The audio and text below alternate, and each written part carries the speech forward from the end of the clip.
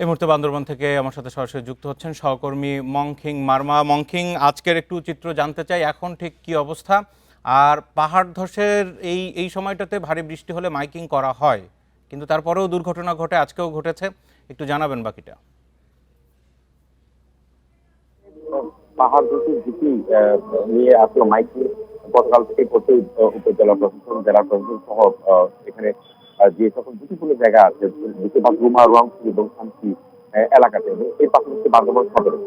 তো আমি একটি বিষয় জানিয়ে রাখতে চাই যে পাহাড় ধসের ঝুঁকি নিয়ে যারা বসবাস করছে তাদেরকে কেউ নেওয়ার যে বিষয়টা, সেটা কিন্তু জেলা প্রশাসনের পক্ষ থেকে তাদেরকে বান্দরবানের সর্বমোট ২০টি আশ্রয় কেন্দ্র খোলা হয়েছে। ২০টি আশ্রয় কেন্দ্রে সকল ধরনের ব্যবস্থা গ্রহণ করে বলে জানিয়েছেন জেলা প্রশাসনের পক্ষ থেকে। তো আরেকটি বিষয় জানিয়েছি যে বান্দরবানে আহ, যে সকল পর্যটন স্পট আছে সেই সকল স্পট গুলোকে গতকাল থেকে বন্ধ ঘোষণা করেছে জেলা প্রশাসন আগামী 10 তারিখ পর্যন্ত, 10 তারিখ শুক্রবার পর্যন্ত। তো সেখানে সকল নৌ চলাচল থেকে শুরু করে সবকিছু যাতায়াত চলাচল সীমিত রাখার ঘোষণা দিয়েছেন জেলা প্রশাসন। এর পাশাপাশি থানচিতে আজকে খবর নিয়েছি যে সর্বমোট রেমাকি, ফৌজ এবং নাফাকুম এলাকায় এখনো পর্যন্ত 157 জন পর্যটক সেখানে আটকা আছেন, তারা নিরাপদেই আছেন।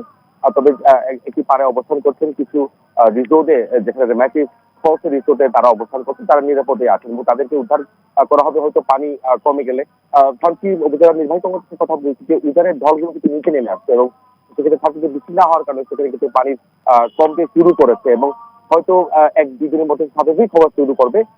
এবং এখানে যে ঝুঁকিপূর্ণ জায়গায় যারা বসবাস করছে এবং যারা এখানে নিম্ন অঞ্চল যারা বসবাস করছে তাদেরকে সরিয়ে নেওয়ার যে প্রচেষ্টা, সেটি কিন্তু জেলা পরিষদের পক্ষ থেকে সর্বাত্মক প্রচেষ্টা চালিয়ে যাচ্ছে। এই হচ্ছে আমার কাছে বান্দরবানের সদস্য। পাহাড়ের ঝুঁকিপূর্ণ এলাকার খবরাখবর জানাচ্ছিলেন আমাদের সহকর্মী মংখিং মারমা।